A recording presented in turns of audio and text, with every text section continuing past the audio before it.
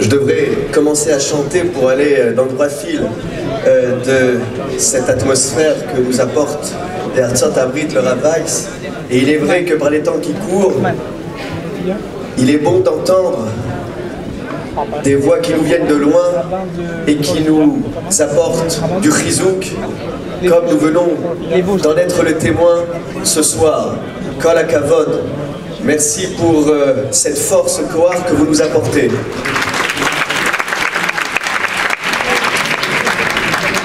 Je voudrais aussi m'associer, comme l'a fait le rabbin Toledano, à rappeler la mémoire du grand rabbin Boer. Il se trouve qu'il y a 2 ans, quand j'ai été nommé directeur d'école rabbinique de France, je me suis retrouvé ici.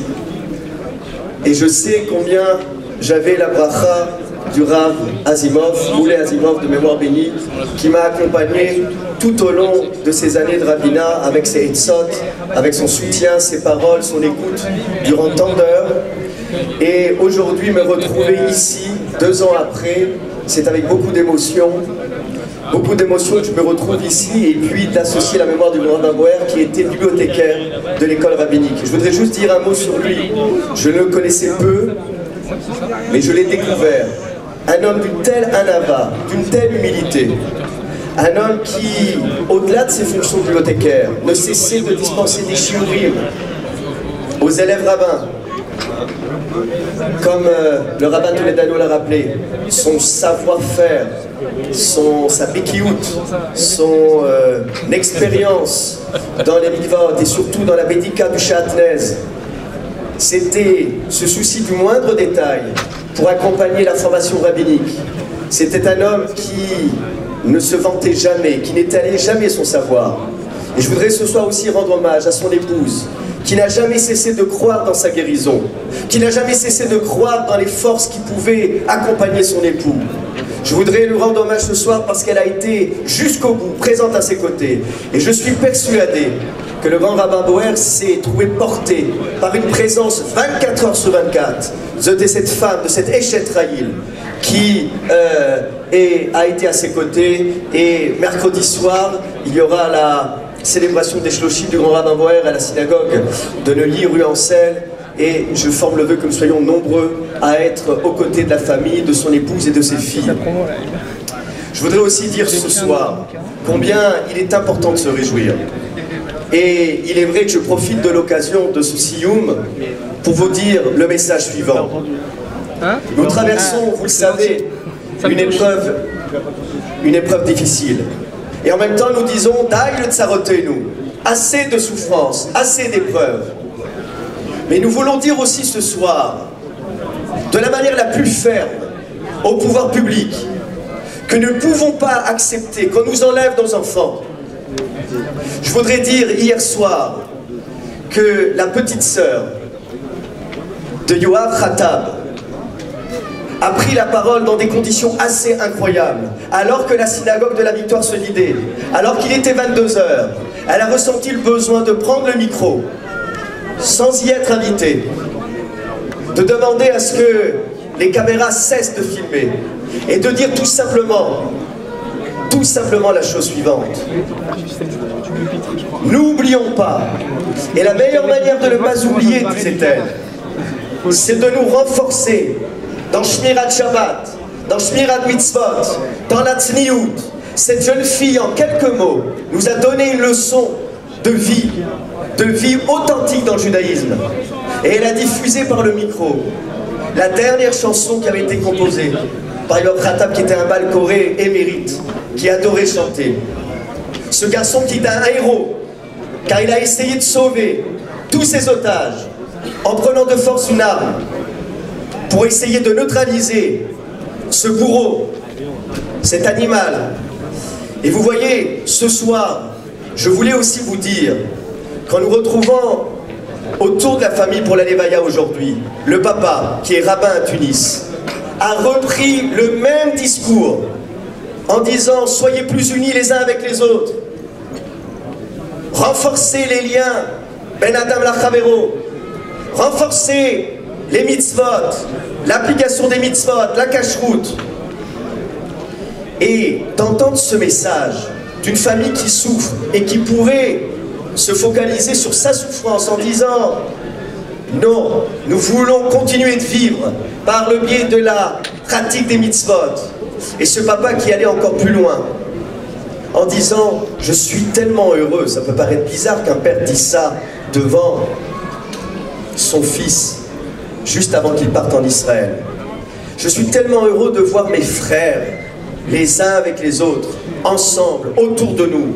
Je ne pouvais pas imaginer une telle présence communautaire, une telle force. Et c'est cela aussi dont vient de parler le Rav Weiss. C'est de vous voir tous ensemble. C'est le plus grand des messages que nous voyons à la France tout entière, à l'humanité tout entière, au peuple d'Israël, en Israël et en diaspora. C'est de dire, rien ne pourra nous interdire de circuler librement. Rien ne nous obligera à fermer les synagogues comme certains ont voulu le faire ce Shabbat. J'ai pris la décision personnellement d'ouvrir la synagogue de la Place des Vosges. Comment imaginer un seul instant que des synagogues qui avaient été ouvertes pendant l'occupation nazie à Paris puissent fermer sous prétexte d'attentats? Oui, nous sommes conscients des impératifs de sécurité et nous savons qu'il faut nous organiser nous-mêmes aussi pour que la sécurité pour nos enfants soit assurée. Mais comment imaginer un seul instant de fermer une synagogue, de dire à nos enfants, nous avons peur, de céder à la terreur? C'est le plus beau cadeau que nous pourrions offrir à ces tortionnaires. Eh bien, aujourd'hui, vous retrouvez aussi nombreux de sortir dans la rue, de sortir ici dans ce lieu public. C'est un message. Mais c'est un message aussi que nous adressons à des forces particulières. Et je voudrais vous demander, quand vous passerez devant elles, de les remercier, car elles sont déboussolées. Croyez-moi pour avoir discuté avec elles, ce sont les forces de police qui sont les derniers remparts de la République française. Des forces de police qui depuis des années ont demandé au pouvoir public d'avoir un meilleur arsenal judiciaire, un arsenal au niveau des armes, d'avoir des pouvoirs plus forts, plus intenses, pour pouvoir aller plus profondément dans l'investigation. Ce sont ces mêmes hommes-là qui sont autour des bâtiments et qui vont se déployer de plus en plus nombreux dans Paris et ailleurs. Juste de marquer notre Akaratatov. Alors, si je vous le dis avec autant de force, du fond du cœur, c'est parce que je crois vraiment que nous devons être encore plus actifs. Mais ce n'est pas à vous que je vais le dire, parce que vous n'avez jamais cessé dans vos Mitsaïm, le vendredi après-midi, quand je vois tous ces jeunes distribuer la sidra, aller de magasin en magasin, rituel et ailleurs. Voilà, c'est ça le judaïsme, c'est ça la Torah. C'est cette Torah-là que vous nous proposez à tous ceux et celles qui imaginent encore des juifs en France ou ailleurs, où Farasta Yama va Kedmar, Safona va Negba, et tu te disperseras ici et ailleurs, non pas pour rester repliés sur nous-mêmes, pour sortir. Et celui qui nous a donné l'exemple, c'est Moshe Rabbeinu. Vaïgdal Moshe, Vayetse Elechav, Vayar Besivlotav. Vous connaissez tous et toutes le commentaire de Rashi. Il est écrit 2 fois Vaïgdal. Une fois pour la coma, une fois pour la croissance, parce que ce jeune homme grandit au sein du palais royal de Pharaon. Et puis le deuxième Vaïgdal, c'est pour le Minouille, parce qu'il a été nommé à une des plus hautes fonctions par Pharaon dans le palais royal. Mais il y a un autre commentaire du Rav Sorotsky, dans son Sefer Oznaïm la Torah, qui fait une lecture légèrement différente. Le deuxième Vaïgdal, il suffit juste de regarder l'état Amim, la cantillation biblique, et de voir que le verset s'exprime ainsi. Vaïgdal Moshe, qu'est-ce que c'est la vraie Gédoula? La vraie Gédoula, c'est pas de rester enfermé dans son bureau et de prendre des décisions loin du peuple. La vraie Gédoula, Vaïgdal Moshe, 2 points, Vayetse Elecha, c'est de sortir en direction de ses frères. Qu'est-ce que vous faites au quotidien? Vous ne cessez jamais de sortir en direction de vos frères. C'est votre Gédoula. C'est cette Gédoula dont nous rêvons pour le judaïsme français. C'est cette Gédoula qu'on ne pourra jamais nous enlever. Quoi qu'il arrive, nous resterons propres parce que nous le devons à nos ancêtres. Vous imaginez dans le 4e arrondissement un quartier où il y a eu le plus grand nombre de rafles dans Paris. Vous imaginez ce quartier sanctuarisé qui avait déjà été souillé par ces hordes sauvages au mois de juillet? La rue de Turenne, envahie par ces hordes sauvages, qui voulait briser des vitrines, la synagogue de la Roquette, la synagogue des Tournelles, la synagogue de la place des Vosges, où les fidèles avaient peur de rejoindre la place, où nous voyons même la peur sur certains visages des policiers qui ne savaient que faire des ordres qu'ils attendaient en vain. Nous n'avons pas tiré leçon de tout cela. Alors on dit il y a un avant, il y a un après. Mais on l'avait dit pour Ilan Halimi, on l'avait dit pour les enfants Sandler, pour la jeune fille Monsénégo. À chaque fois on dit il y a un avant, il y a un après. Mais nous savons comment avancer. Et avancer avec les prescriptions de la Torah et de nos maîtres. Qui pouvait imaginer 70 ans après la Shoah, mes chers amis, qui pouvait imaginer que ce quartier serait malmené, souillé par ces sauvages qui venaient de 4 coins de Paris pour aller casser du juif. N'ayons pas peur des mots, casser du juif. Alors, vous voyez, au mois de juillet, c'était cela. Nous n'avons pas tiré leçon. Il était impensable de mettre un panonceau, comme cela a été demandé à quelques minutes de Shabbat, fermé pour cause d'attentat. Non. Le jour où il faudra fermer, alors il faudra prendre une décision. Mais qui peut imaginer un judaïsme où nous soyons enfermés dans nos maisons sans fréquenter nos lieux communautaires, nos batés midrashot, nos batés klissiot, tous les lieux, tous les beth rabad, tous ces lieux qui ont pignon sur rue et qui vous permettent et qui nous permettent d'attraper un juif qui parfois n'a pas encore franchi le pas de la synagogue, qui parfois n'a pas franchi le pas du Beth Midrash. Et c'est cette complémentarité entre ce que nous faisons dans nos synagogues, dans nos maisons d'études, ce que vous faites dans les Beth Rabad, c'est ce judaïsme-là entier qui ne peut être cassé, qui ne peut être mis de côté et balayé d'un revers de main sous prétexte qu'on voudrait faire régner la terreur. Mes chers amis, Vaïgdal Moshe Vayetse Elecha, sortir en direction de ses frères, c'est aussi accepter que parfois il est difficile de partager l'histoire du peuple d'Israël. Mais nous la partagerons ensemble, quoi qu'il arrive. Nous la partagerons même dans les moments les plus obscurs de notre histoire. Vayar Mesivlotav, il a regardé leur souffrance. Et Rashi nous explique, regardez, c'est plus que regarder. Vous savez que souvent, quand il y a Vayar 2 fois, c'est Milachon Havana, c'est d'essayer de comprendre ce qui se passe. Vous imaginez un enfant qui a grandi comme un Égyptien, comment pouvait-il savoir que c'était ses frères? Comment pouvait-il savoir, enfermé dans sa tour d'or et d'argent, qu'il y avait des hommes et des femmes qui souffraient dans la rue égyptienne? C'est cela être juif. Et c'est pour cela que nous partageons la douleur de ces familles. C'est pour cela que le grand rabbin de France et le président du consistoire seront en Israël demain pour accompagner ces familles. Parce que nous devons être là, aux côtés de tous les juifs qui souffrent. Et Dieu sait qu'il y en a aujourd'hui en France. Pour conclure mes propos, je voudrais dire qu'il y a aussi autre chose de très important. Ce sont nos enfants. Et je sais combien, pour voir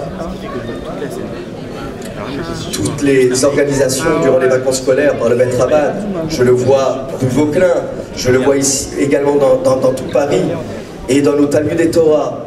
Est-ce que nous partageons les Chanoukiyot, les Mishloach Manot, tout cela nous le partageons ensemble et c'est grâce à vous, grâce à votre générosité, grâce au fait que vous n'oubliez jamais d'associer vos frères et sœurs qui se trouvent dans les synagogues du consistoire.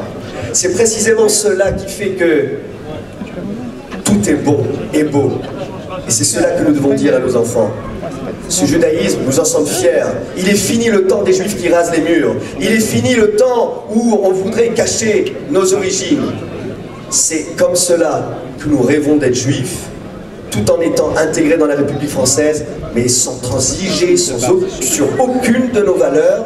Ainsi, nous pourrons dire, comme ça a été chanté il y a quelques instants, Am Israël Chai, parce que Chai, cela signifie que nous soyons non pas vivants enfermés, mais vivants circulant librement, réfléchissant librement. Et vous voyez, je dis souvent à un bar mitzvah, quand il met cette filine, je lui dis, tu sais, si c'est pour les ranger les jours suivants dans une armoire, elles vont s'abîmer, elles ont besoin de vivre avec un corps vivant. Et comme vous savez, dans les musées en Europe centrale, on a mis derrière une vitrine des talitotes, des tfilines. Ce n'est pas leur place.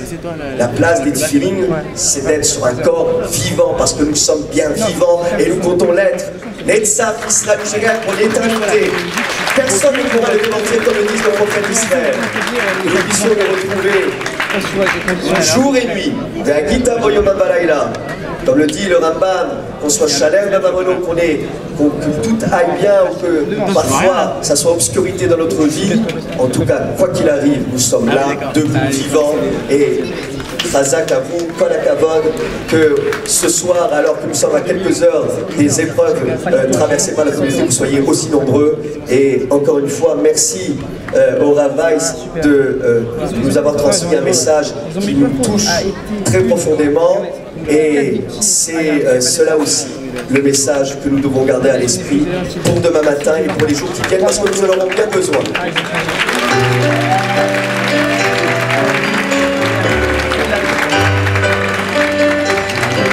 Chazak, aussi à vous, Rav Kaufman, pour ces paroles fortes.